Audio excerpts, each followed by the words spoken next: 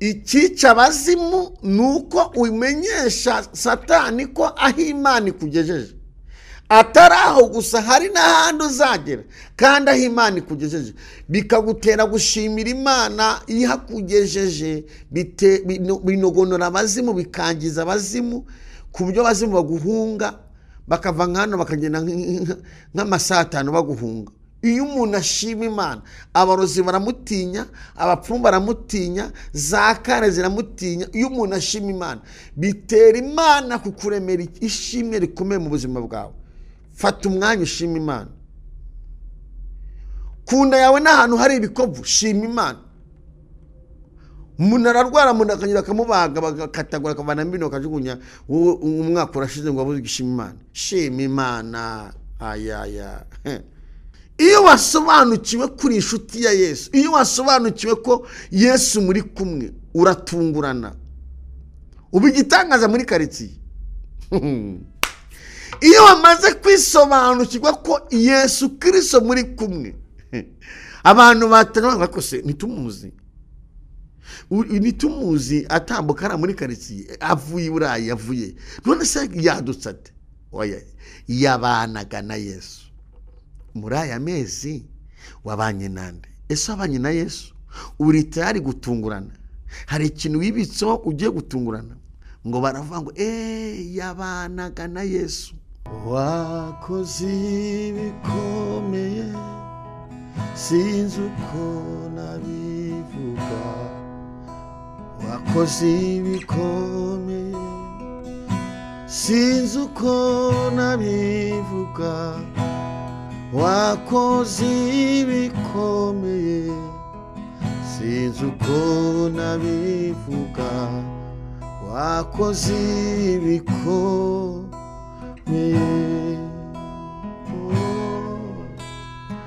wakoze ibikomeye sinzi uko nabivuga, wakoze ibikomeye sinzi uko nabivuga, wakoze ibikomeye sinzi uko nabivuga, wakoze ibikomeye,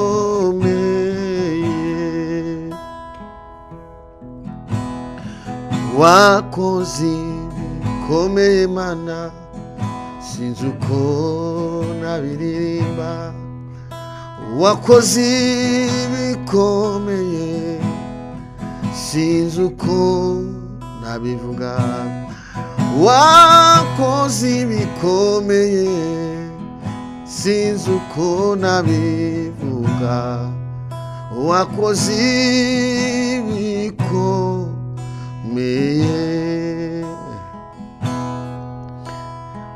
Nabonye imbaraga zawe, nabonye imirimo yawe, nabonye imbaraga zawe, nabonye gukora kwawe, nabonye imbaraga zawe, nabonye imirimo yawe,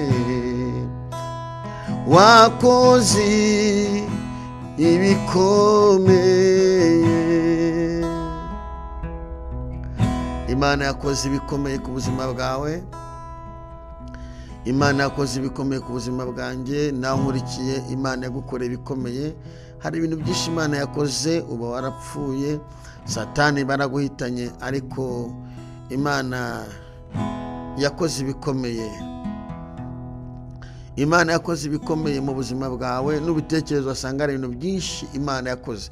Bakunzi bacu, inshuti za gusengerwa, abari mu gihugu cyacu ndetse n'abari ku migabane itandukanye y'isi, kugeze muri uku kwezi kwa 12 uri muzima, bari abantu bose amaze gupfa, urasanga Imana yarakoze ibikomeye.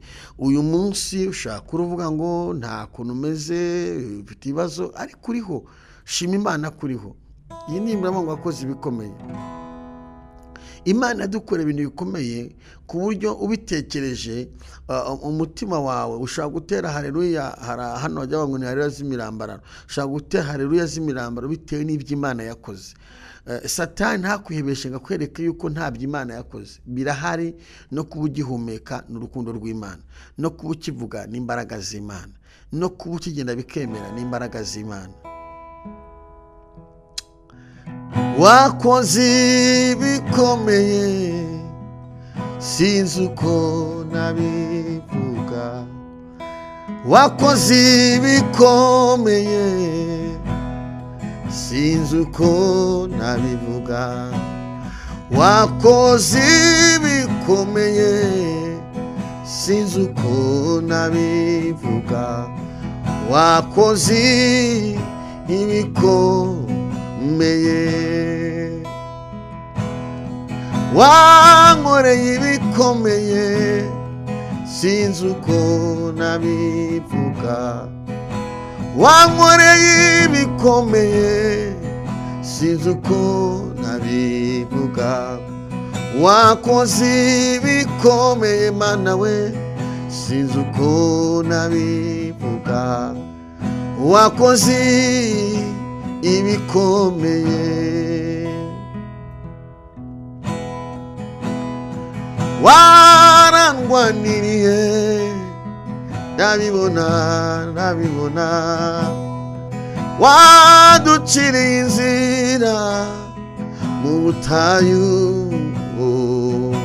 waturinze akaga n'amakuba sinzi uko nabivuga, wakoze ibikomeye, haleluya, wakoze ibikomeye Mana sinzi uko nabivuga, wakoze ibikomeye sinzi uko nabivuga, wakoze ibikomeye sinzi uko nabivuga, wakoze ibikomeye. Mana turagushimye, tugushimiye imbaraga zawe zikomeye, tugushimiye umugambi wa mwiza, tugushimiye imirimo yawe itangaje, tugushimiye ko nta yindi Mana ihwanye nawe, tugushimiye kuri Imana ishobora byose. Nyemerera Kristo umuntu wese tugiye kubana muri kano kanya, abari mu gihugu cyacu, abari muri Amerika, abari mu Faransa, abari ku migabane itandukanye y'isi, Mwami umuntu wese wimanye kugeza iyi tariki akaba ari muzima, akaba agihumeka, Mwami nyemera Kristo ahure nawe, imbaraga z'Imana zimubeho, umwuka wera amubeho, igitinyiro cy'Imana kimubeho, ineza yawe imubeho. Reka buri muntu wese ugiye kubana muri kano kanya muri ikiganiro, imbaraga zawe zimubeho, ubwiza bw'Imana bumubeho. Nyemerera Kristo umuntu wese tugiye kubana ahabwe umugisha nawe. Nimba ufite agahinda, nimba umubabaye, umworohereze ubabare, nimba hari urwaye kandi nawe umukize, nimba kandi ari watawe, Mwami uri Imana iremera umuntu ihumure, kumenyesha ko n'ejo uzacya amateka agahinduka. Ndasengera umuntu wese nkurikiye muri kano kanya, kuva dutangiye kugeza dushoje, umushoboze muri byose kugira ngo abashe kumva ijambo ryawe, abashe kumva icyo ugambira ku buzima bwe. Byambaje gutyo mu izina rya Yesu Kristo, amen. Turashima Imana ko Imana ari nziza kandi Imana ishobora byose. Ubwo duheruka twavuze ijambo ryitwa kuba uw'umumaro. Reka mbabwire, ririya jambo hari umuntu arambaza ngo nabigenza gute ko nifuza kuba umumaro ariko byananiye. Buriya hari ibintu umuntu adatera mwundi, ariko umuntu wese burya yabishatse yaba uw'umumaro. Hari n'uwambwiye ngo ndi umukene, impamvu ndi umukene ngo kuba ko ndi umukene ngo ntabwo naba umumaro. Ntabwo kuba uw'umumaro ari uko umuntu aba yakize, si nuko wabisaguye. Kuba umumaro ni ukunyurwa n'ibyo ufite ukabisangira n'abandi. Amen. Ni ukunyurwa n'ibyo ufite. Kuba umumaro nta nubwo ari n'ibyo utunze gusa. Oya, no kuvuga neza no kubwira umuntu ko Yesu amukunda. uba umubereye umumaro. Hari umuntu ushobora kuba mu buzima akabaho akaba yamara n'ukwezi atarabona umuntu umubwira ngo Yesu aramukunda. Uzi ko hari ahantu ushobora kuba ugasanga umuryango haba umushiha guhera ku wa mbere kugeza ku wundi wa mbere ari umushiha gusa. Nk'ubwo uhari ukwiye kuba umumaro. None se Bibiliya igaragaza umwana w'umukozi wabaga ibwami, yari umukozi, yari umwana usuzuguritse, akora akazi ko mu rugo asuzuguritse, ariko umwami arwara ibibembe biramuzengereza, amubereye umumaro kuko umwana w'umukozi yari afite amakuru, aza ahantu hari bamenya, aza ahantu hari umwana w'Imana. Aravuga ati nyamara ukatiye ahangaha ushaka kugirayo ugakire. Ntiyamubere umumaro. Kuba umumaro ntabwo ari uko umuntu aba atunze ibintu byinshi, nta nuko oya, kuba umumaro ni umutima, ni uko ufite umutima mwiza kandi ukamenya ko ukorera Imana, kuko ubundi Imana yemera umuntu wese uharanira kubera umumaro mugenzi we. Rero mbahaye ikaze uyu munsi. Ndashaka kuvuga ngo mu bijyanye no gushima Imana, ndashaka kugira ngo ufate akanya ushimire Imana. Ushimire Imana, ntabwo ndajya kure cyane ibyo navuze, ariko tekereza ahantu Imana yakuvanye, utekereze iby'Imana yakoze ku buzima bwawe, utekereze kubweze kwa amatariki ugihumeka. Turi mu bihe by'iminsi mikuru, mu mwaka tugiye kuwusoza. Tekereza abantu benshi bapfuye, tekereza watanze iki, n'iki watanze. Ndagira ngo aya matariki ushima Imana, fata umwanya ushimira Imana ko Imana yakubereye Imana, ushimira Imana ko Imana yakwimanye. Satani afite uburyo akoresha udutekinike agateza umuntu ibibazo, agateza umuntu intambara zitandukanye kugira ngo umuntu abure amashimwe. Ariko ntubure amashimwe, wibuke ko guhera mu kwezi kwa mbere kugeza uyu munsi ugihumeka, kandi utabona ikiguzi wakishyura umwuka uhumeka. Ibyo ubishimira Imana ko Imana yabigukoreye. Nubura ishimwe ry'ibiryo, ukabura ishimwe ry'akazi, ukabura ishimwe ry'amafaranga, ubona ishimwe ry'ubuzima. Kandi ntabwo wahereye amatariki w'izo munsi utari wabona ibiryo. Imana yarahabaye, Imana yarahabaye. Reka mabwire, ubundi ntabwo Imana inezezwa no kuyisaba cyane, Imana inezezwa no kuyishima cyane. Abantu benshi bazi ko gusaba Imana cyane, manama ari byo bintu bituma Imana iza mu buzima bwabo. Buriya Imana ikintu gituma inezerwa umuntu ikamusubiza vuba ni ugushima. No mu buzima busanzwe umuntu usabiriza nta kintu bamuha, ariko umuntu ushima agera ku bintu byinshi. Imana ishimwe. Ndakwifuriza gushima Imana. Niba ushaka ko Imana igira ikikura mu buzima bwawe, fata umwanya wo kwishimira. Uyishimira aho wicaye, uyishimira nkurikiye, waba uri mu modoka, waba uri mu ndege, waba uri aho mu rugo, waba uri aho uri hari hose. Fata umwanya wo Mwami, ndagushimira ko wabanye nanjye. Uvuge Mwami, tugeze mu kwa 12, intoki ziruzuye, erega umukasi washaka gukatamo rumwe rukavaho. Uvuge ngo ndabyira bigushimira. Geze kuri amatariki amaguru aruzuye, erega ashaka kugenda imodoka igahitana moto igakubita akaguru kavaho kagatakara umuhanda, nabyo bishimira Imana. We Mwami, ngeze ku itariki ntarushye. Hitubara abana bakobwa barushye kuno bangana, nk'urubyiruko rwo murabyumva cyane, nk'abakobwa murabyumva. Uvuge Mwami, ni umujyi. Reka nivuge abari hano umujyi wacu, aba diaspora mwese mwenda mwege mufite uburyo mubigenza. Ariko bibaze ngo ngeze kuri tariki ntarushye, ntari n'abakabarore ngo isi nyote, nabyo bishimira Imana. Imana yatanze ingabo nyinshi, bakozi b'Imana. Shimira Imana. Ngeze kuri tariki ntari nandavura, isi taranyota, nabyo bishimira Imana. Hari abakozi b'Imana bibagiranye, bakuyeho bibagiranye, abantu bamaze kubavana kuri liste, uracyari ku rutonde. Shimira Imana. Bandi yunabavuze mu izina tavuga ati Imana, uwo muntu uceceka ariko imuvuga, wimuharakaza. Shimira Imana. Uracyajya watuti bikemera. Nanjye ndashimira Imana.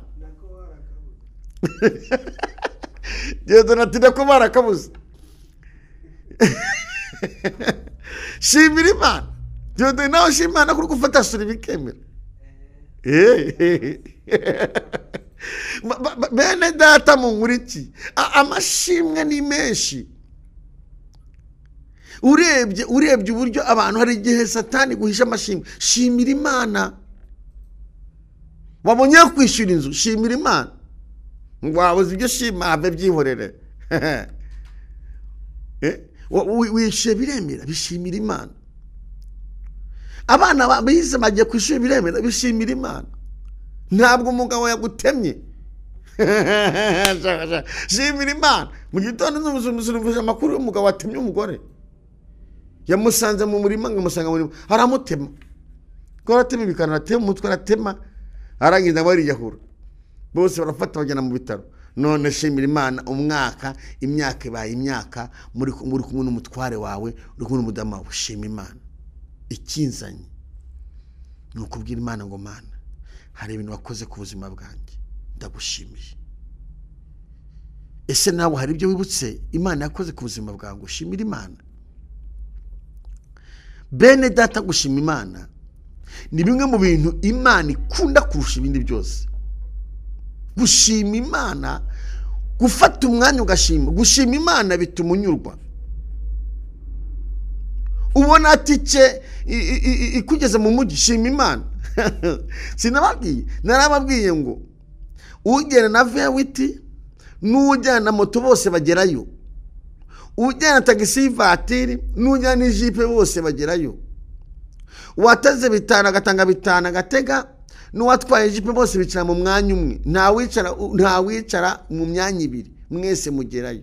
Icyakurusha nuko ayipareka mu gipangu agashaka umuzamu kwirarira, ariko mwese ujya mwe mwagezeyo. Ubwo umuntu bazindutse mu gitondo akagura moto ye akayigura ikamujyana ikamugeza ahageze, waguze ingana n'ubwo bushobozi. Buriya umaze kwicaraho ibaye yawe.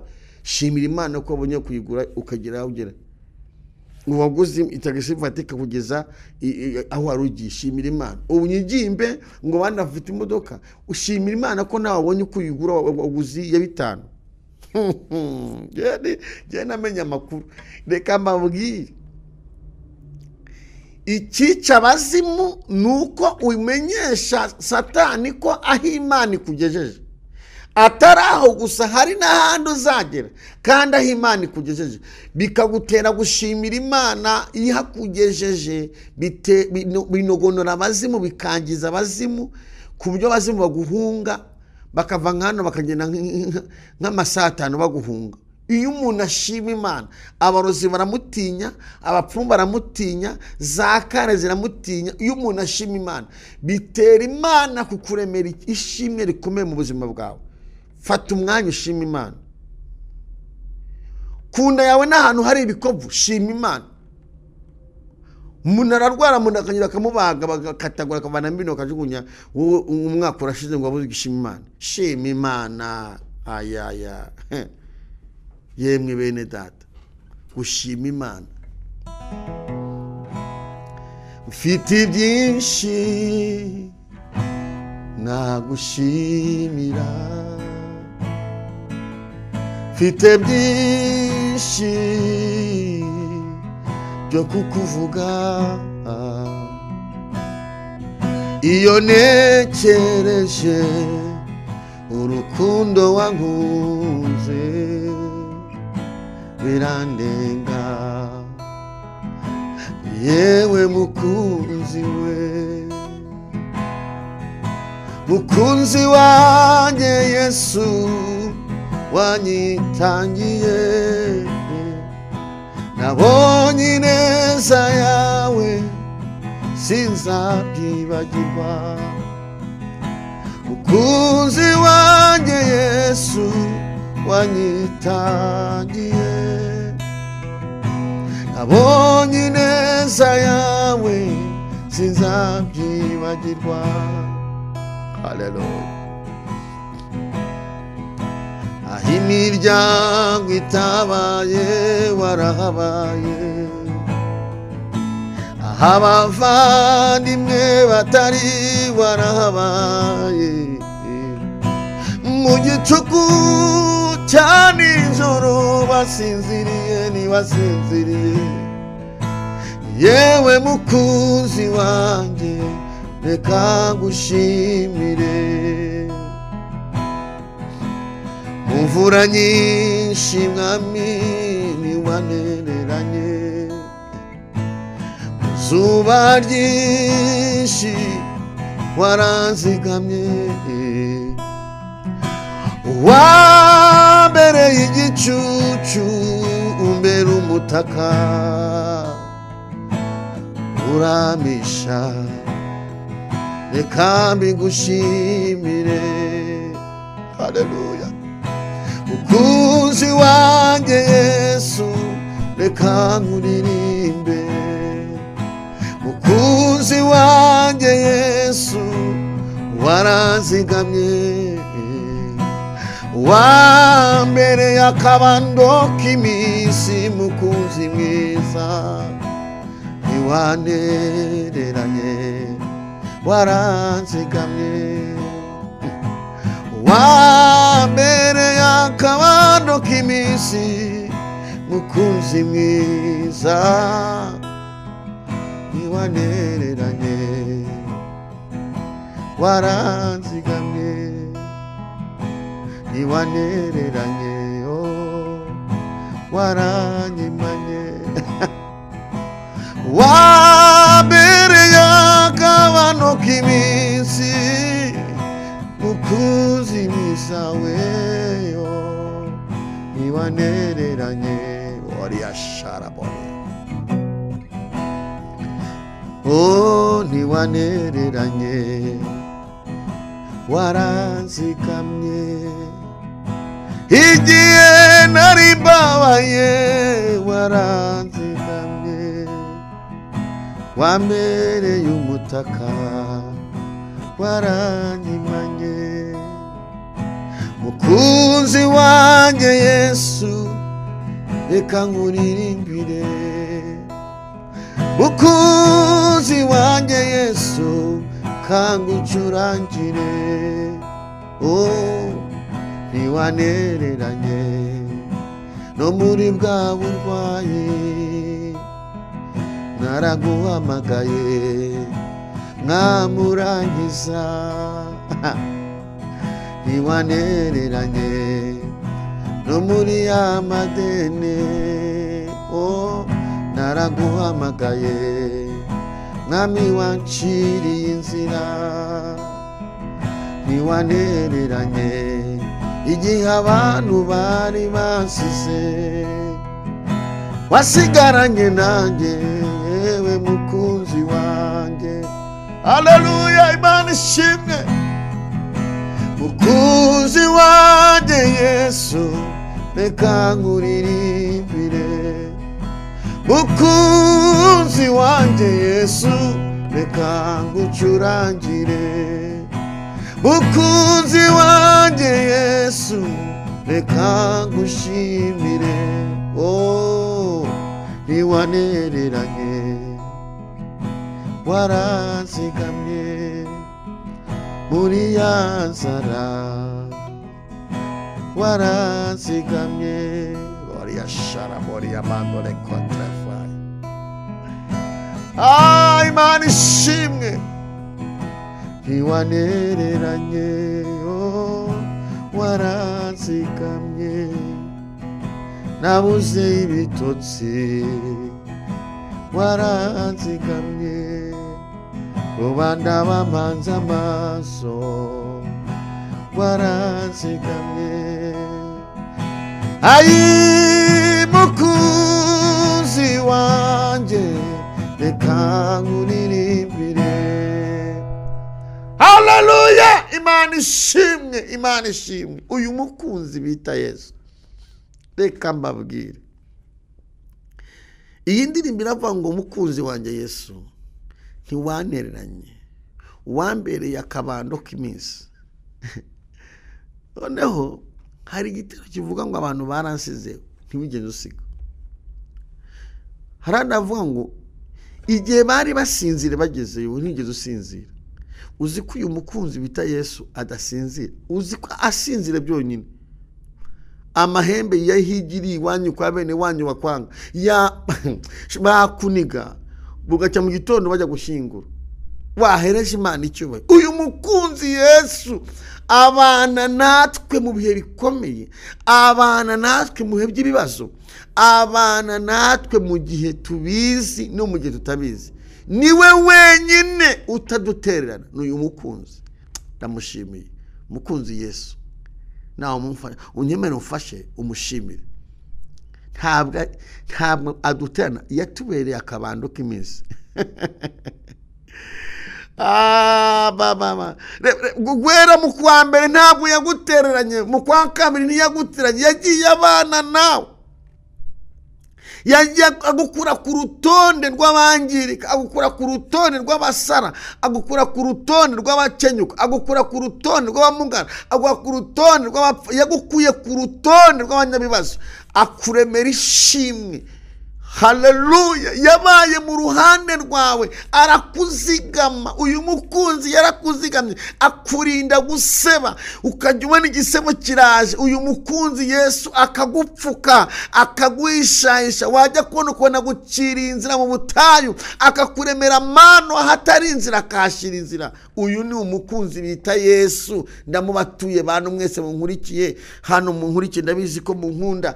Abantu munkurikiye, ufata umwanya w'umukunzi wanjye Yesu, ntiwanereranye, wambereye akabando k'iminsi. Ndabigenza gutera ko numva ari byinshi.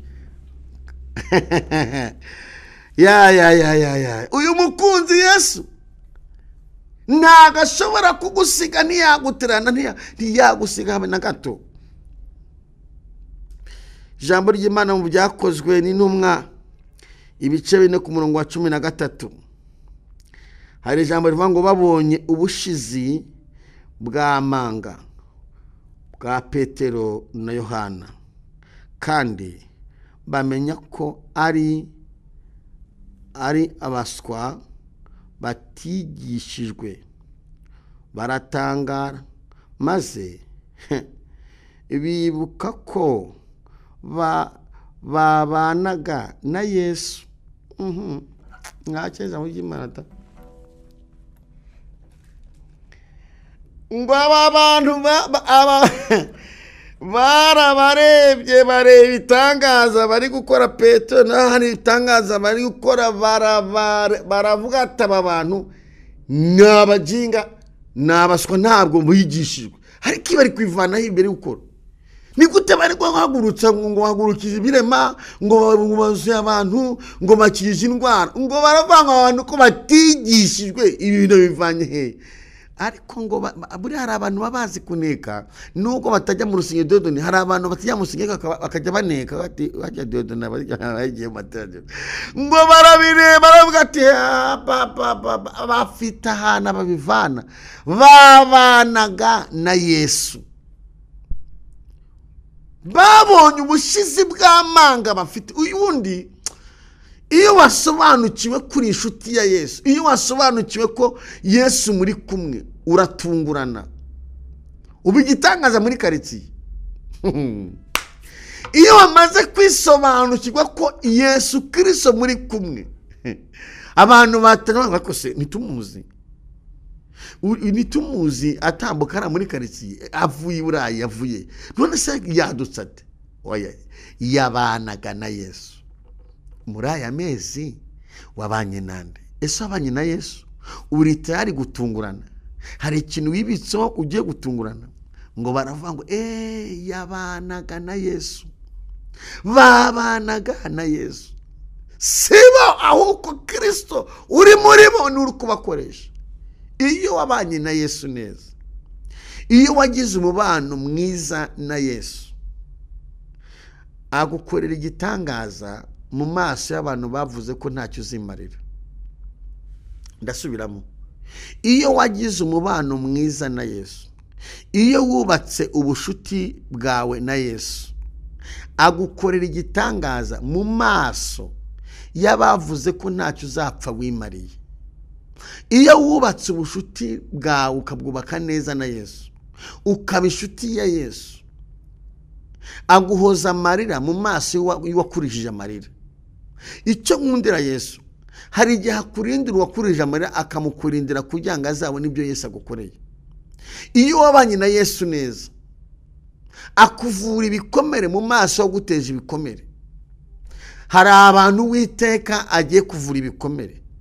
Iyo wabanye na Yesu neza, akwibagiza imibabaro y'igihe kirekire baravuze ko uzayisaziramo, ugatangira guhinduka nk'akabebe, bakahise wita ibyawe uramana yabanaga na Yesu. Iyo wubatse, ndakwifuriza kubaka ubushuti na Yesu. Kamubwire, ushaka kubaka ubushuti n'abantu batandukanye, n'abajama inshuti zawe, kubaka ubushuti n'abantu batandukanye bakaguhinduka, ariko no ku bushuti na Yesu ntabwo azaguhinduka, ahubwo azakurinda, akubakira izina. Niwe wenyine nabonye udahinduka, abandi baguhinduka. Ariko Yesu y'umugize inshuti, uko bwije nuko bukeye agenda apanga uburyo azaguhindurira izina. Ni umugabo wubaka ubushuti, agapanga uburyo azagushakira icyubahiro mu bavuze ko utazigera ukigira. No, reka mbabwire, umuntu wamenye Yesu nta muntu uzigera umusibira inzira. Bazabigerageza ariko ntibazabishobora. Iyo wamenye Yesu, ukubamenya Yesu, ukubaka ubushuti na Yesu, nta muntu ugusibira inzira. Basiba hano agaharura ahandi. Iyo wamenye ubushuti, iyo wamenye Yesu, ukubaka ubushuti nawe, nta muntu upfa kuguhitana.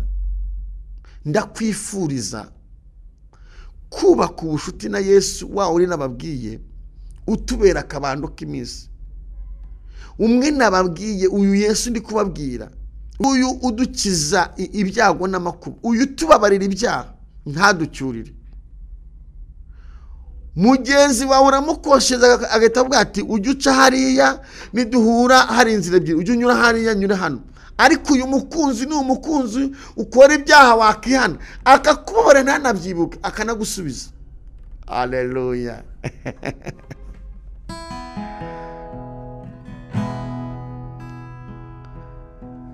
Babonye umunezero, babonye ibyishimo, agira amatsiko yo kumenya uwabanesheje. Asanga ari uwababambiwe, agira amatsiko yo kumenya uwabanesheje. Agira amatsiko, asanga ari uwababambiwe.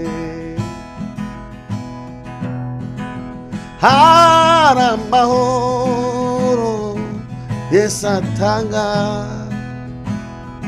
atava ku bantu, ava ku Mana. Hari ibyishimo Yesu atanga, bitava ku bantu, ahubwo biva ku Mana. Babonye amahoro, babonye ibyishimo bafite, bagira amatsiko yo kumenya uwabahaye ibyishimo. Basanga ari umwami Yesu wababambiwe, ari we wabahaye amahoro. Asanga ari umwami Yesu wababambiwe, ari we wabahaye amahoro. Gaya amahoro Yesu atanga, amahoro utavana mu kabariyo, amahoro utavana muri buwate. Amahoro meza atangwa n'umwana w'Imana. Ngaya amahoro mama, amahoro Yesu akuremera iyo agushubije. Abagutaye bose bakakugarukira, uyu mugabo Yesu akuha amahoro. Mwumva ya mahoro ndi kurimba kunameze. Yesu aguha amahoro warabuze urubyaro akaruguha. Akabaguha amahoro akaguha n'urubyaro bakazazana kuguhemba. Haleluya! Imana ishimwe, aguha amahoro akaguha n'urubyaro. Ejo ni mwana sinye n'umubyeyi baravuze ko atazigira byara umukobwa. Uko nukuri ya twita bakamuroga bagahita bazikuramo. Ariko kuko Yesu uyu mugabo Yesu iyo ubatse ubushuti nawe agera gukubitira ibikujengereje. Icyamanga kano kanya gukubitire ibikujengereje biri mu buzima bwawe. Igihe kimwe ari amagambo ati mukozi w'Imana ngwino dusenge, ngwino twinginga Imana, duhamagara Imana nge n'umutware we, turahamagara Imana umudamu turasenga twinginga Imana. Data yemwe abantu mutemera ko Imana ivuga mufite ibibazo bikomeye cyane. Imana ibagirire neza. Imana iravuga ikavugira mu bantu bayo. Imana yego hari ababipirata hari ababyitirira ariko Imana iravuga. Turi gusenga Mana mbwa ngo nguhaye umwana w'umukobwa uzamubyara, uzishima, uzanezerwa, uzagubwa neza, bazagerageza kuyivanamo n'izavamo. Ndataha baramurwanya akayiviraho, Imana ikayibika. Iyo ejo ni mugoroba kikiri kibebe turagisengera kigikobwa cyiza, turabanga y'amahoro, umuryango wose uruguseka. Iyo Yesu yageze ahantu habuze amahoro ukaba mwubatse ubushuti na Yesu, reka mubwire nimba ushaka kugambanira abazimu ubaka ubushuti na Yesu. Yesu azaza iwanyu, Yesu azaza mu buzima bwawe aguha amahoro, kandi cyakubuje amahoro azagishakira umuti paka kibonye, azashaka umuti paka wubonye. Urashaka amahoro muri uyu mwanya wo gushima Imana, ndakumenyesha ko Yesu ajya atanga n'amahoro. Ndakumenyesha ko Yesu ajya ruhura abantu barushye. Yesu ajya yubaka imitima yakomeretse. Yesu ajya akiza ibikomere. Yesu ajya ahindura amateka. Yewe nkurikiye wendaga kwiyahura, yewe nkurikiye ubura ibitotsi, Yesu atanga amahoro si nk'abisi. Yewe nkurikiye wumva yuko byakurangiranye, nkuzaniye message mu mwanya wo gushima. Ndumva hari message witeka maye. Yesu yagukiza icyo gikomere ufite akaguha amahoro. Yesu yabigurana yakuvana icyo gikomere agahindura amateka. Wowe nkurikiye watawe, Yesu yahindura amateka. Uriya mwaka wakubera umwaka w'umugisha. Wishaka kwigira nabi, wishaka kwicira inzira. Na nyuma ya zeru Yesu ajya akora. Aho utabona inzira umwami Yesu ahabona inzira. Wowe ubaka ubushuti kuri Yesu. Yesu azagushakira inshuti utapfa no kugeraho, utapfa no kubona. Uri Yesu ne wenyine umuntu igikundiro. Yesu agushakira inshuti, akagushakira igikundiro, akagushakira umuryango, akagushakira abavandimwe. Kura amaso ku bidafite umumaro, ushake Yesu mu buzima bwawe.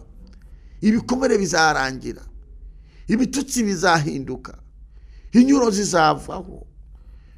Ubuse wagira inyuro zingana n'iza Moridekayi bamucyuriye, wagira inyuro zingana n'iza Yosefu bamucyuriye, bene shaka namugurisha bakamugambanira. Ubuse uri mu biki? Kubanyuriye, kubacunaguje. Ibyo ni ibikomere bari kukuremera ubuhamya bw'ahazaza. Umuntu nakuvuga uzacece kusenge, uvuga ngo mama ngushimye ko ampaye ubuhamya bw'ibyo nzavuga. Yesu numwuba, ibyagukomerekeje bizava nk'ubuhamya bwo komeza abandi. Nutamwuba, ibyagukomerekeje bizatuma wiyahura wigira nabi. Ariko numwuba, bizakuviramo ubuhamya bukomeza abandi. Kandi kumwuba ntibigombera ibintu byinshi. Ni amahitamo, kugira amahitamo meza. Cyambere ukamenya guhitamo ibyiza, ukareka ibyaha. Umwami Yesu ntakunda ibyaha. Kabiri, ukamenya gusenga. Gatatu, ukihesha agaciro kuko nutihesha agaciro nawe uzakaguha. Kane, ukikunda. Yego ukikunda, kuko hari ibintu abantu bakunda umuntu ntabwo yikunda. So umuntu yaba yikunda, gusa umuntu ari mu bitabi, sa umuntu yapondeka yapfuye, reka ntabwo wikunda. 5, ukagira inshuti nziza z'umumaro, urazishaka zikunda Imana, zubaha Imana, ukava mu bigare bibi, ukagira inshuti nziza z'umumaro. Abo mwagira n'abapagani badakijijwe, ukabagira inshuti wabwira ko Yesu aruhura, ukajya ngo ntabwo nabata muri inshuti, ariko narakijijwe undi umwana w'Imana, niba mukeneye muzaze majyana aho nsengera cyangwa se majyana aho naruhukiye. Sinkubwiye ngo batuka, ariko ubamenyesha yuko wahindutse. Hari abantu bakizwa bagahisha Bibiliya mu kwaha. Kizwa bigaragaze, ubundi hasigaye bashaka bakuvuge, bazakuvuga uyu munsi nabi, Uwiteka gushakira ikibemeza mu gitondo kuvuge neza, bavuga ati twabonye umuntu w'Imana, ndege ngo usengere. Yesu aguha amahoro. Shima Imana by'Imana yakoze. Numara gushima Imana, Yesu araguha amahoro. Si amahoro gusa, araguha n'icyakubuje amahoro. Iyo tuvuze ngo araguha amahoro, aguha icyakubuje amahoro. Ni umugabo, ni fiancé, ni akazi, ni bya bindi byose, ni ya madeni, ni uburwayi bakwiye ko budakira. Yesu aragukiza, amagukiza akabakubakiye amahoro. Ndagira ngo usengere. Ushaka kuba urwaye, ushaka kuba waratawe, ushaka kuba umunsi ufite amadeni, ushaka kuba umunsi urwaye, ushaka kuba umunsi wabuze akazi, ushaka kuba umunsi nta muntu n'umukwitayeho, amaboko yagufataga yarakurekuye. Upfuka amahuri, cyangwa usenga uhagaze, cyangwa usenge wicaye bitewe n'uko wizera kwawe, ubwire umwami Yesu ngo mwami, ndifuza kuma amahoro umutima wanjye. Iyo tuvuze amahoro, Yesu akuraho igiteza amahoro, akazana ikizana amahoro. Ntawa ngo amahoro goye, aza akuraho icyagutejaga amahoro akakivanaho, akazana ikitumugira amahoro. Iyo bavuga amahoro ntago abantu babyumva ngo amahoro, ngo aguha igitumugira amahoro. Haguhitira igituma ngo nashima Imana ko uyu munsi hari ibintu byahindutse mu buzima bwanjye. Urababaye, waratawe, waranzwe, batwaye ibyawe, bakoze mu kazi, ufite umubabaro mwinshi, ufite ibikomere, ufite agahinda, byaragucanze, ubuzima bwarakuriye, wanze abantu, wumva ubuzima wariyanze, wumva wakiyahura. Yesu atanga amahoro, hungira kuri Yesu. Data mu izina rya Yesu Kristo, uri Imana y'ububasha, uri Imana ikomeye, uri Imana ifite imbaraga, uri Imana ifite ubutware, uri Imana ishobora byose, uri Imana yo kwizerwa. Ndasengeye umuntu wese unkurikiye ngo ahure nawe mwami, tugushima, tuvuga imbaraga zawe mwami, tuvuga imirimo n'ibitangaza ibyo wadukoreye.